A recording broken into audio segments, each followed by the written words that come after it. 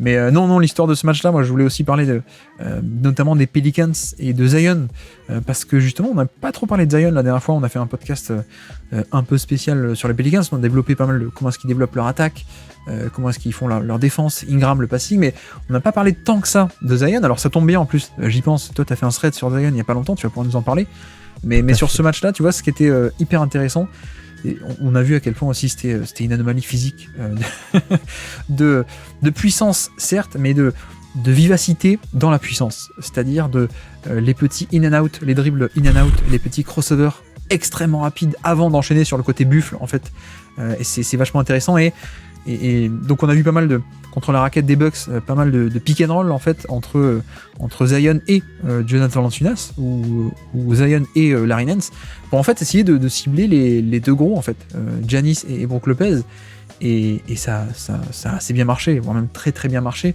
et c'est un peu contre-intuitif aussi en un sens, parce que tu sais, quand on a un joueur, n'importe quel joueur, on se dit bon, il faut du spacing, il faut le plus de spacing possible, et il va opérer là-dedans. Et même nous, on l'a dit, on l'a répété, et je le pense encore, hein, évidemment.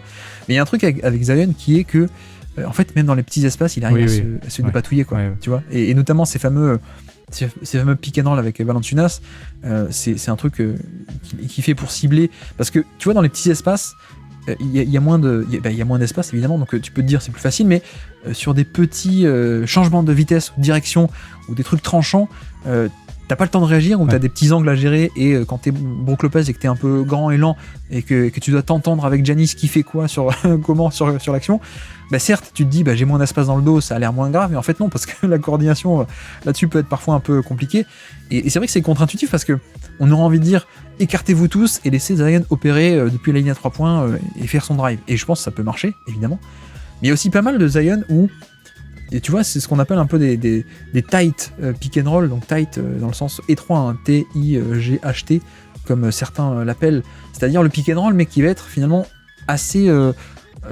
rentré dans le terrain, en fait. Ouais, très proche du panier, ils font souvent ça. Très proche du panier, ouais, exactement. Et ces fameux tight pick and roll, notamment, c'est Half Court Hoops sur YouTube qui en parle régulièrement. C'est un truc que Mike D'Antoni aime beaucoup faire. À l'époque, il le faisait beaucoup aux Rockets, avant l'arrivée de Chris Paul, mais aussi après l'arrivée de Chris Paul, où justement, en fait, quel est l'intérêt de ces pick and roll beaucoup plus proches du panier ? Tu te dis, non, c'est pas bien, parce qu'il y a moins d'espace pour opérer, certes, mais il y a aussi, tu es plus proche du panier, ouais. donc tu peux aller au panier, ou tu peux y aller plus vite, et donc l'aide qui doit venir depuis le côté faible, elle a moins de temps pour venir, et donc Chris Paul s'amusait beaucoup sur ces fameux tight pick and roll, les pick and roll étroits, les pick and roll, comment on pourrait dire, proches du panier, un peu dans la mi-distance, voire même carrément au niveau de la raquette, hein, quasiment, hein. Donc ces pick and roll proches du panier, et Zion est beaucoup utilisé comme ça. Il est assez incroyable là-dedans, et en fait, et c'est aussi, je trouve, souvent dans des contextes de presque empty side, tight pick and roll. C'est-à-dire que en fait, on le laisse sur on va dire un quart de terrain, mais très proche du panier, avant qu'il commence son dribble. Et comme ça, l'aide ne vient pas parce qu'il n'a pas commencé son dribble. Donc si l'aide pré-rotationne, Zion va voir la passe. Et après, on joue ce pick and roll très très proche. Et là, Zion est assez fabuleux parce que, comme tu l'as dit, avec ses in and out, etc., il a une qualité de... ce que aussi j'ai beaucoup vu du coup quand j'ai regardé, quand j'ai préparé mon thread, de rejeter l'écran et de changer de direction à ce moment-là, qui fait que c'est encore plus imprévisible justement pour les défenseurs.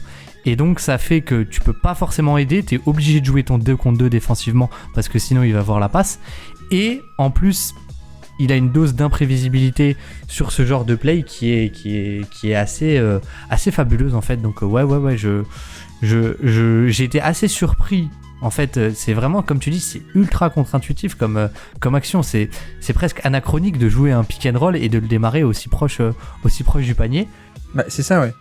Tu dis dans la NBA d'aujourd'hui, il faut de l'espace, et c'est vrai, je pense, en un sens, mais là, tu joues plus sur le côté. En fait, il va y aller et il va agir rapidement, et tu n'auras pas le temps d'apporter une aide, en fait. Il y a aussi cet aspect-là. C'est ça. Et en plus, avec... alors, je crois qu'à l'époque... Maintenant, ça me revient en direct. Mais je crois qu'à l'époque des Rockets, j'appelais ça un post-up pick and roll, pour vous dire à peu près la zone du terrain où ça se situe. Hein. Vous voyez un joueur en post-up, et il y a un pick and roll qui vient là, quoi. Il y a un écran qui vient là, limite sur le post-up, donc on est vraiment très proche du panier. Et après, il y a un côté qui tout double. Hein. Il y a un côté qui tout double avec lui, parce que il n'y a pas beaucoup d'espace, donc parfois c'est juste, ça peut marcher, parfois ça marche pas, et t'as pas tant de temps toi-même en tant qu'attaquant pour réagir, pour faire la passe, voilà. Donc il y a un côté qui te double, mais le profil de Zion est aussi à ce point adapté à ça.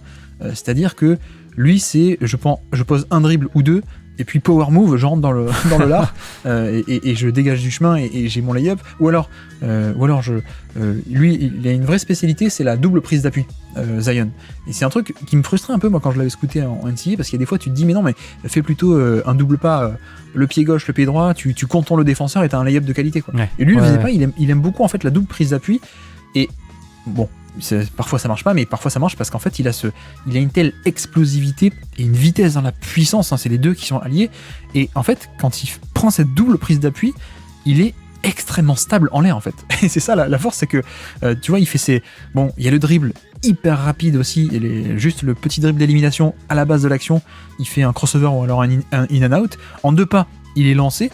Et puis avec cette double prise d'appui et sa carcasse et son énorme corpulence, il arrive très très vite à un état de stable en l'air, en fait. Et même si tu vois, il se prend Brook Lopez sur la tête, il est quand même stable, en fait, parce qu'il est tellement épais qu'il absorbe, et puis il arrive à rester en l'air, et puis il touchait de balle aussi à la fin. Donc il y a ce côté-là, et même quand il a pas les lay-up, il a les lancers francs, parce que c'est la boule de bowling qui fonce dans le tas et qui arrive à obtenir des trucs. Mais ouais, c'est vachement intéressant, parce que c'est aussi, je trouve, un aspect qui mérite d'être souligné, dans le sens où je trouve qu'il n'a pas encore un dribble fonctionnel, si, mais il n'a pas un dribble de porteur de balle. Zion, il n'a pas un dribble de je peux jouer tranquillement le pick and roll avec une maîtrise absolue du ballon, très loin du panier, à 3 points, je prends un écran, un pick and roll, puis un autre, etc. Je navigue, je change 3 fois de direction. C'est pas trop ça, Zion. Et je pense que c'est aussi pour ça que on a ces actions plus proches du panier, c'est que son style, c'est plus un dribbleur qui... Là-dessus, moi je le dis parfois, il y a des dribbleurs qui ont une vraie maîtrise du ballon et du dribble tout le temps, et puis il y a des dribbleurs qui sont juste des dribbleurs de move d'élimination. Et je pense que Zion, c'est ça. Zion, c'est pas une adaptabilité à tout instant qui peut dribbler pendant 15 secondes et aller partout et changer de direction, mais par contre, il a le premier dribble d'élimination, et qui parfois même n'arrive pas à éliminer complètement, mais juste il arrive à choper le petit angle sur le défenseur, et ensuite, quand il a un angle, il fonce dedans, et avec sa carcasse, ça fait le reste, quoi. Ouais. Donc c'est aussi là-dessus où c'est pick and roll proche du panier, c'est tight pick and roll, c'est post-up pick and roll. C'est bien parce que ça joue aussi sur son profil de je suis pas non plus un driver qui peut partir de très loin et qui est très à l'aise pour naviguer à foison, mais juste le petit dribble d'élimination au départ, et puis le reste, et puis la carcasse fait le reste, quoi. Ouais. Oui, il y a en fait il y a un côté où en y réfléchissant, il serait pas incapable, mais beaucoup moins rentable à jouer ces mêmes séquences, mais avec des séquences où il doit faire 3-4 dribbles pour arriver au panier, et où il doit naviguer et battre un peu avec les aides, etc. Et ouais, c'est archi intéressant de la manière dont c'est pensé et optimisé pour Zion. Et c'est aussi marrant parce que du coup j'en parle, mais j'avais hésité, parce que pour moi c'est un peu le même set, mais que les Pélicans font. Mais en fait, de base, ils font aussi souvent un post-up sur empty, vraiment du coup empty side complet, avant que Valanciunas vienne. Et c'est là, il y a un premier, on va dire, il scanne le terrain une première fois pour voir s'il y a une aide qui vient, et là-dessus, il va être bon.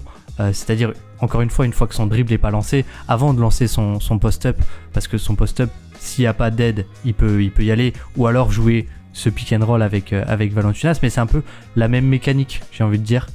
Et c'est en gros l'optimiser pour qu'il puisse faire la passe avant de lancer son dribble, parce qu'il n'a pas forcément cette qualité de dribble et de réactivité avec son dribble qui lui permet d'être, on va dire, dans la case supérieure des passeurs.